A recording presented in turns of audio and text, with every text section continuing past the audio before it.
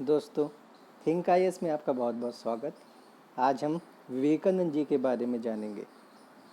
रामकृष्ण परमहंस के शिष्यों में अग्रगण्य स्वामी विवेकानंद जी का जन्म 1863 ईस्वी में कलकत्ता में हुआ था। वे एक संत पुरुष थे जिन्होंने संन्यास, चिंतन और भक्ति के परंपरागत तरीकों से धार्मिक मुक्ति प्राप्त करने के प्रयत्न किए। धार्मिक सत्य की खोज के लिए वे अन्य धर्मों यथा मुस्लिम धर्म, ईसाई धर्म और रहस्यवादियों के साथ रहे।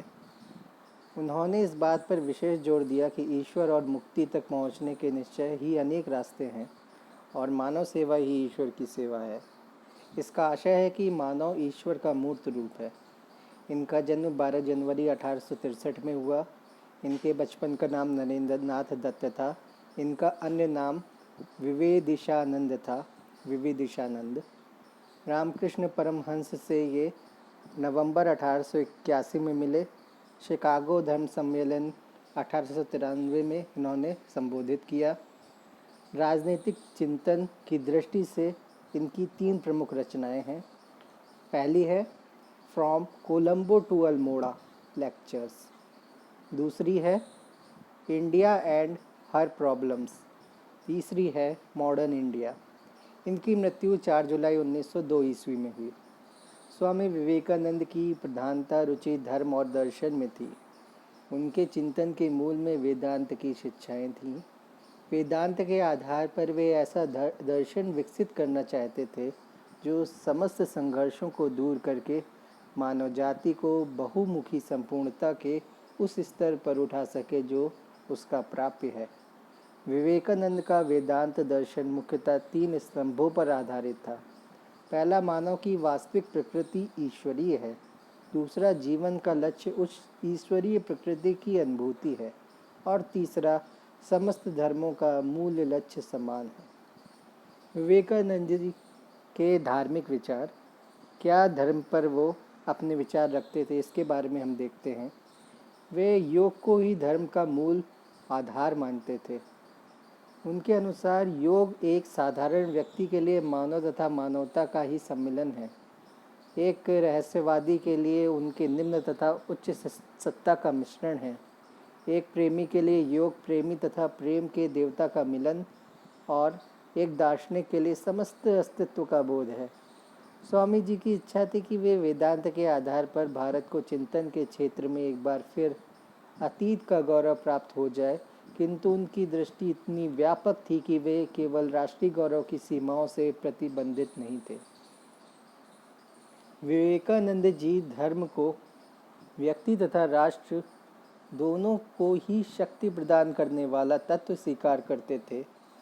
उनका मानना था कि जो धर्म हृदय में शक्ति का संचार नहीं करता वह मेरी दृष्टि में धर्म नहीं है, चाहे वह उपनिषद का धर्म हो और चाहे गीता का धर्म हो और चाहे भागवत का। धर्म के क्षेत्र में स्वामी जी संकीर्णता और रूढ़िवादिता को समूल नष्ट कर देना चाहते थे।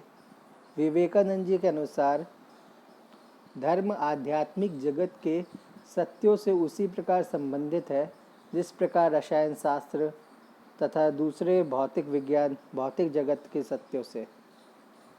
उनकी दृष्टि में धर्म तो भारत की नियति के साथ जुड़ा हुआ है। उनका विश्वास है कि आध्यात्म विद्या के संबंध में पृथ्वी का कोई भी राष्ट्र हिंदुओं का मार्गदर्शन नहीं कर सकता। उनके शब्दों में केवल विश्वास का नाम हिंदू धर्म नहीं है। हिंदू धर्म तो मूल मंत्र है, मैं आत्मा हूँ।